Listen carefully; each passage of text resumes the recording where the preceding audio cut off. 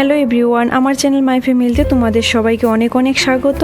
আজকে অনেক দিন পর তোমাদের সাথে আবারও একটি রেসিপি শেয়ার করছি, আর সেটি হলো আম পটল। একদম নতুন একটি রেসিপি, খুব কম সময় আর কম উপকরণে তৈরি করা যায়, আর খেতেও কি বলবো তোমাদের, একবার তোমরা বাড়িতে বানিয়ে দেখো কতটা ভালো হয় খেতে। আর এইরকম গরমে দুপুরে ভাতের সাথে এরকম একটা পদ থাকলে আর কি চাই। তাহলে চলো ঝটপট তৈরি করে নিই আম পটল রেসিপি। তো এখানে 400 গ্রাম পটল নিয়েছি। পটলের সামনে আর পেছনের দিকটা বাদ দিয়ে খোসা ছাড়িয়ে ধুয়ে রেখেছি। এখন একটা ছুরির সাহায্যে সব দিকে ভালো করে চিড়ে দেব। তোমরা চাইলে পটলটাকে মাঝখান থেকে কেটেও রান্না করতে পারো। সবগুলো পটল ভালো করে চিড়ে নিয়েছি। এখন এর মধ্যে দিয়ে দিচ্ছি সামান্য একটু লবণ আর হলুদ গুঁড়ো, দিয়ে ভালো করে পটলের গায়ে লাগিয়ে নেব।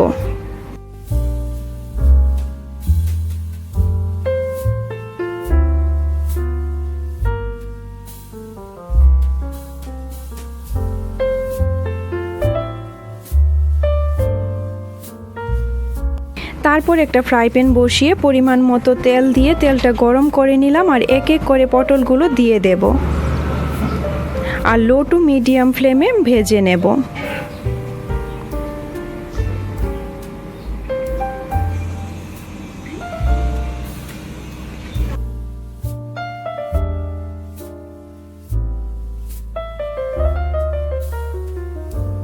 অন্যদিকে একটা মশলা তৈরি করে নেব। তার জন্য লাগবে 3 থেকে 4টা কাঁচা লঙ্কা, 3 টুকরো আদা আর কয়েক টুকরো কাঁচা আম।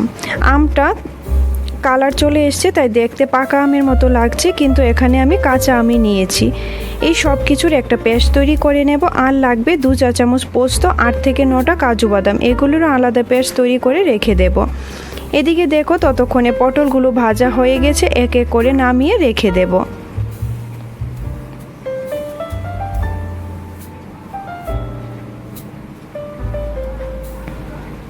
এখন ওই একই পাত্রে দিয়ে দিচ্ছি আরও কিছুটা পরিমাণ সর্ষের তেল। তেলটা গরম হয়ে আসলে দিয়ে দিচ্ছি একটা শুকনো লঙ্কা আর হাফ চা চামচ কালো জিরে ফোড়ন।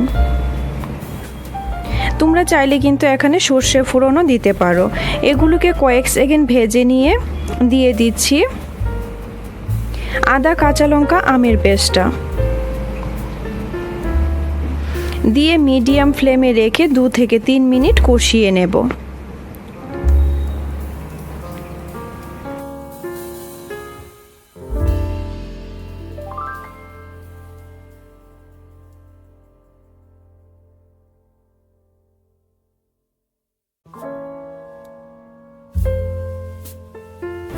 দু মিনিট পর আবারও একবার নেড়ে চেড়ে নিয়ে দিয়ে দিচ্ছি একটা বাটিতে আগে থেকে গুলে রাখা গুঁড়ো মশলা, যেমন দিয়েছি স্বাদ মতো লবণ, 1 চা চামচ জিরে গুঁড়ো, 1 চা চামচ হলুদ গুঁড়ো, হাফ চা চামচ কাশ্মীরি লঙ্কার গুঁড়ো।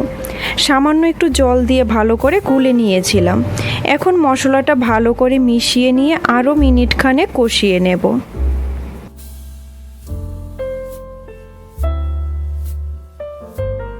দেখো মশলা থেকে তেল ছেড়ে এসছে। এখন নেড়ে চেড়ে নিয়ে আগে থেকে পেস্ট করে রাখা কাজু বাদাম পোস্তর বাটাটা দিয়ে দেব।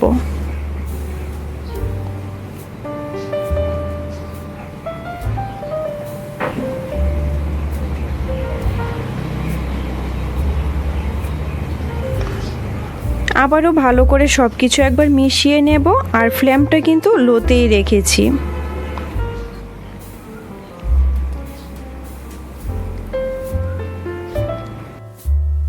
মিশিয়ে নিয়ে এর মধ্যে দিয়ে দিচ্ছি 2 চা চামচ চিনি। আমের টক ভাবটা ব্যালেন্স করার জন্য চিনিটা কিন্তু অবশ্যই দিতে হবে।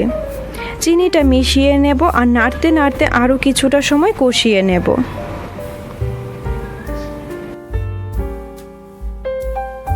দেখো মশলাটা কিন্তু খুব ভালো করে কষানো হয়ে গেছে। এখন এর মধ্যে আগে থেকে ভেজে রাখা পটলগুলো দিয়ে মশলার সাথে ভালো করে মিশিয়ে নেব।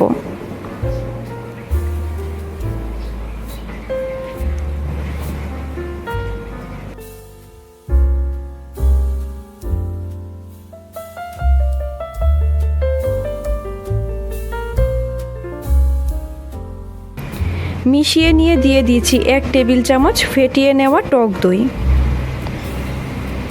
টক দইয়ের সাথে পটলগুলো ভালো করে মিশিয়ে নেব। আর অবশ্যই কিন্তু টক দই দেওয়ার সময় গ্যাসের ফ্লেমটা একদম লোতেই রাখতে হবে।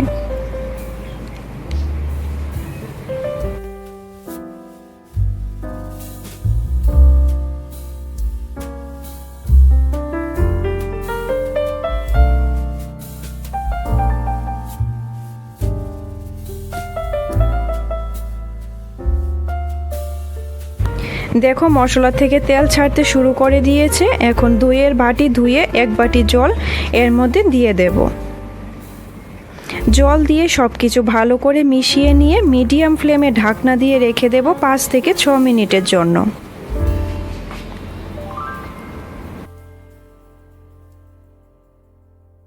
মিনিট পর ঢাকনা সরিয়ে দিলাম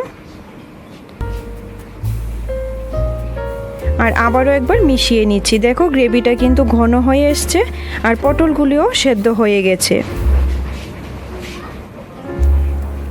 এখন এর মধ্যে দিয়ে দিচ্ছি 1/2 চা চামচ গরম মশলার গুঁড়ো, 1/2 চা চামচ ঘি, মিশিয়ে নিয়ে দিয়ে দেব কয়েক টুকরো কাঁচা আম।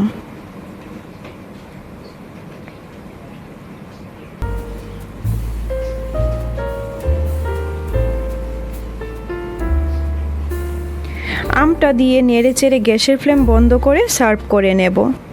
ভিডিওটি শেষ পর্যন্ত দেখার জন্য তোমাদের অসংখ্য ধন্যবাদ।